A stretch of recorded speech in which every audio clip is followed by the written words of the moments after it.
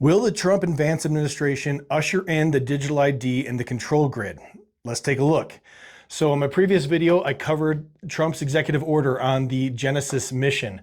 This is to create the largest centralized AI data system through public and private partnerships. The government, plus all the big tech corps, are going to be helping build this thing. It is going to be a federalized AI platform. Do you see anything good coming out of a federalized AI data system that incorporates all public and private data? I don't. This next one might be new to you, but I found that the League of Women Voters have a lawsuit against the Trump administration.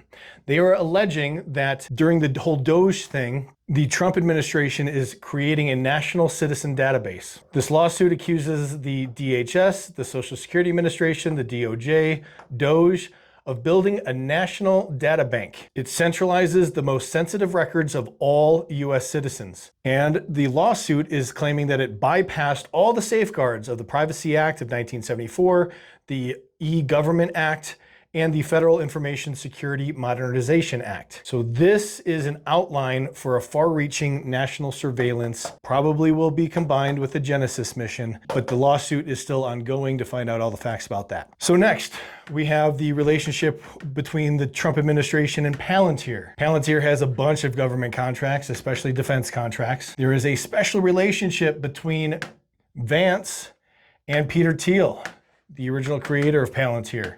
Vance is described as a protege of Peter Thiel. Now, Palantir builds giant government data and surveillance platforms. Palantir is embedded in the health, immigration, social service data systems worldwide, not just in the US, but many other countries as well. And of course, Palantir is associated with defense AI infrastructure. Now, here's kind of the silver lining to all of this, if there is one. Palantir declined the UK's official digital ID project. Palantir said publicly that the whole digital ID project lacked a democratic legitimacy, and Palantir did not want connection to an ID system. So a little bit of a silver lining here, but not much. And then we got the DHS, all right? DHS is now pushing biometrics for ID verification and management. This includes facial recognition, retina scans, fingerprinting, gait analysis. It's for immigrants, right? But something that starts with immigrants will probably eventually expand to citizens. Something to watch for. The TSA under the Trump is expanding their biometric face scans.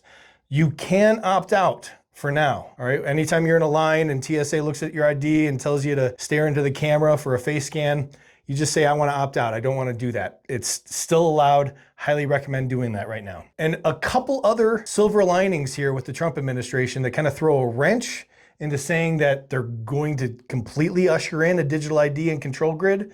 Here's why. It's Trump's executive orders. In June of this year, Trump canceled the Biden-era digital ID track in relation to cybersecurity. Biden's executive order called for a digital ID track for cybersecurity. Trump's executive order canceled that. Trump's other executive order, Trump rejected another Biden-era executive order instructing agencies to develop a CBDC. So Trump put a stop to federal agencies creating or researching or developing a CBDC. So this prohibits any federal agencies from establishing, issuing, or promoting a US CBDC. And Trump's executive order favors decentralized digital assets and stablecoins.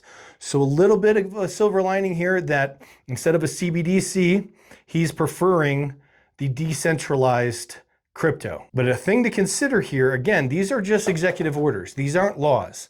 Executive orders are as easy to cancel and redo with just a new administration, just as outlined, here, that Trump's just canceling a couple of Biden-era executive orders and reversing them for his own agenda. But once another administration gets in, they can easily reverse that process as well. What we need are laws on the books that ban digital ID and ban CBDCs.